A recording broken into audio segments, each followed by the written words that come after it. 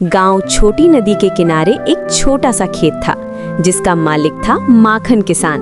माखन सा चेहरा हमेशा धुआंधार मेहनत के कारण लाल रहता था और वो एक बहुत बड़ी गोल टोकरी को हमेशा अपने सिर पर रखता था, भले ही वो खाली हो। उसकी सबसे खास पहचान थी उसके छोटे प्यारे बैल जिनका नाम छोटू और मोटू था। छोटू हमेशा तेज भागता था जबकि मोटू को हर 5 मिनट में नींद आ जाती थी। माखन बहुत गरीब था। उसकी एकमात्र इच्छा थी कि उसका खेत इतना अनाज उगाए कि वो अपनी पत्नी प्यारी के लिए पहली बार नए कपड़े खरीद सके। गांव का सबसे बड़ा शरारती तत्व था बंदर सेनापति। वो और उसकी टोली टॉफी चोर गिरोह हमेशा माखन के खेत से मक्का और गन्ना चुराते थे। एक दिन जब माखन उदास होकर कुएं के पास बैठा था, उसे मिट्टी में एक चमकता हुआ बड़ा सुनहरा बीज मिला। ये कोई साधारण बीज नहीं था, ये तिलिस्मी बीज था।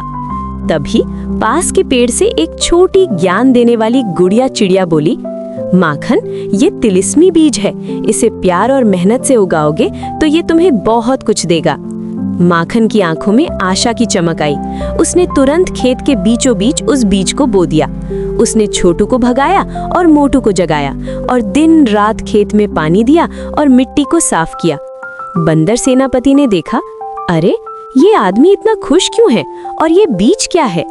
जब बीज बड़ा होकर एक विशाल पौधा बना तो बंदर सेनापति और उसका टॉफी चोर गिरोह रात को चोरी करने आए। बंदर सेनापति ने सोचा, माखन की फसल चोरी करके मैं गांव का सबसे अमीर बंदर बन जाऊंगा। जैसे ही बंदर सेनापति ने पौधे का फल तोड़ने के लिए हाथ बढ़ाया, पौधे में एक जबरदस्त जादू हुआ।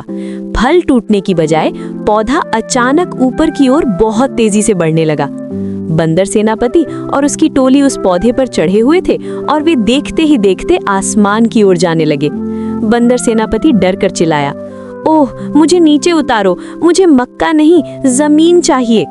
माखन सुबह उठा और देखा कि उसका पौधा तो आसमान छू रहा है और बंदर सेनापति और उसकी टोली बादलों में लटके हुए हैं।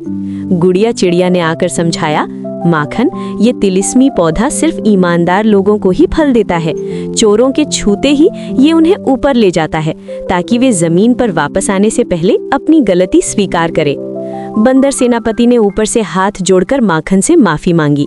माखन ने दया दिखाते हुए पौधे को छूकर उसे वापस नीचे बुलाया। पौधे ने माखन को सबसे मीठे और बड़े मक्के के दाने दिए। माखन ने उन दानों को बेचा और अपनी प्यारी के लिए एक सुंदर रंग बिरंगी नई साड़ी खरीदी। प्यारी की खुशी देखने लायक थी।